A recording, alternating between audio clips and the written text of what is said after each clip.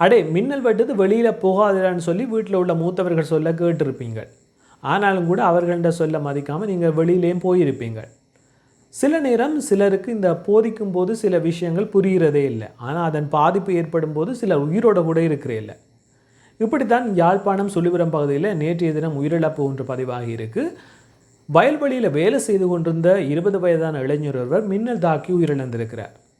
நாட்டின் வடகிழக்கு உட்பட்ட பல்வேறு பகுதிகளில் மழையுடன் கூடிய வானிலை நீடித்து வருது. இந்த மழையுடன் கூடிய வானிலை நிலைமைகளுக்கு மத்தியில் இடிமின்னல் தாக்கங்களும் ஏற்படுவதை எங்களால் அவதானிக்கக்கூடியதாக இருக்குது. ஆகவே இந்த இடிமின்னல் தாக்கங்கள் தொடர்பில் முன்னெச்சரிக்கையுடன் இருக்க வேண்டியதன் அவசியத்தை யாழ் பல்கலைக்கழகத்தின் புவியியல் துறை பேராசிரியர் நாகமுத்து பிரதீபராஜா வலியுறுத்துகிறார். அத்தோடு அவர் அதிர்ச்சிகரமான மற்றொரு தகவலையும் எங்களுக்கு தெரிவித்தார். குறிப்பாக தமிழர்கள் சரிந்து வாழும் வட பிராந்தியத்தில் கணிசமாக மின்னல் தாக்கங்களால் உயிரிழப்புகள் ஏற்படுகின்றது என்ற ஒரு செய்தியையும் அவர் சொல்லியிருக்கிறார். ஏற்கனவே பல்வேறு வானிலை தொடர்பான முன்னறிவிப்புகளை இந்த மின்னல் தாக்கங்கள் தொடர்பான அறிவுறுத்தல்களை வானிலை நிபுணர்கள் வெளியிட்டு கொண்டு தான் இருக்கிறார்கள். ஆனாலும் இதை பொருட்படுத்தாத ஒரு சமூகமாகத்தான் வடக்கில் உள்ள தமிழர் சமூகம் இருக்கிறதா என்ற பாரிய கேள்வி எழும்பியிருக்கு.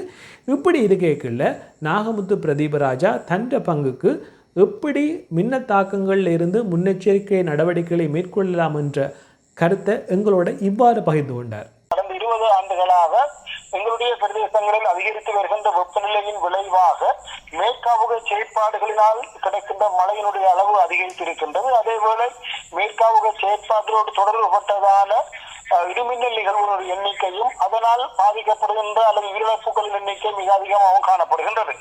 உண்மையில் ஆண்டுக்கு சராசரியாக எங்களுடைய வடக்கு மாகாணத்தில் 18 பேர் கிட்டத்தட்ட வடக்கு பிராந்தியம் என்றது நான் குறிப்பிடுவது அனுராதபுரத்தை உள்ளடக்கியதாக இந்த பிராந்தியத்தில் ஒரு ஆண்டுக்கு 18 என்ற அளவில் உயிரிழப்புகள் பதிவாகி இருக்கின்றது. ஒவ்வொரு ஆண்டும் இந்த மே அல்லது ஏப்ரல் மாதம் அல்லது மார்ச் மாத பகுதியில் கிடைக்கின்ற இந்த இடிமின்னல் நிகழ்வினால் உயிரிழப்புகள் தொடர்ச்சியாகவே பதிவாகி வருகின்றது. அதிலும் கடந்த சில ஆண்டுகளாக வடக்கில் நிகழ்ந்த உயிரிழப்புகளை நாங்கள் எடுத்து நோக்கினால் பெருமளவான உயிரிழப்புகள் வயலில் அல்லது தோட்டத்தில் வேலை செய்வர்களுக்கே அதிக அளவு இறப்புகள் பதிவாகி இருக்கின்றது.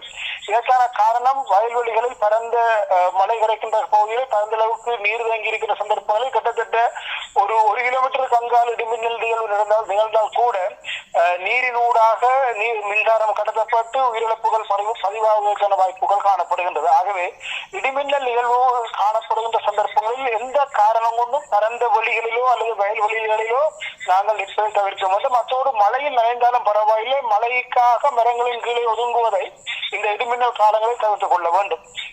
உண்மையிலே ஒரு மிகவும் கவலையான விடயம் என்னவென்றால் மிக அதிகளவான உயிரிழப்புகள் இடிமின்னலினால் பதிவாகின்ற மாவட்டங்களில் மாகாணங்களில் வடக்கு மாகாணம் 2வது இடத்தில் இருக்கின்றது என்பது மிகவும் கவலைக்குரிய விடயமாகும். ஆகவே மக்கள் இது தொடர்பாக ஒரு பூரணமான தெளிவினை பெற்று அதற்கேற்ற வகையில் நிகழ்ந்தால் உண்மையில் இடிமின்னல் நிகழ்வு என்பதனால் ஏற்படக்கூடிய உயிரிழப்புகள் தவிர்க்கக்கூடியது. போதுமான பாதுகாப்பு முன்னேற்பாடுகளின் ஊடாக அல்லது அலட்சிய போக்கை தவிர்ப்பதன் ஊடாக நாங்கள் எங்களுக்கு ஏற்படக்கூடிய அந்த உயிரிழப்புகளை தவிர்த்துக் கொள்ள முடியும். இந்த அறிவுரையை பின்பற்றி உங்கள் உயிர்களை நீங்கள் பாதுகாத்துக் கொள்ளுங்க. உங்களின் அன்புக்குரியவர்களின் பாதுகாப்பும் உங்களின் கைகளில் இருக்கு. இந்த காணொலியை பகிர்வதன் மூலம் மற்றொருவரின் உயிரையும் உங்களால் பாதுகாக்க முடியும். மற்றொரு காத்திரமான பதிவில் நான் மீண்டும் சந்திக்கிறேன்.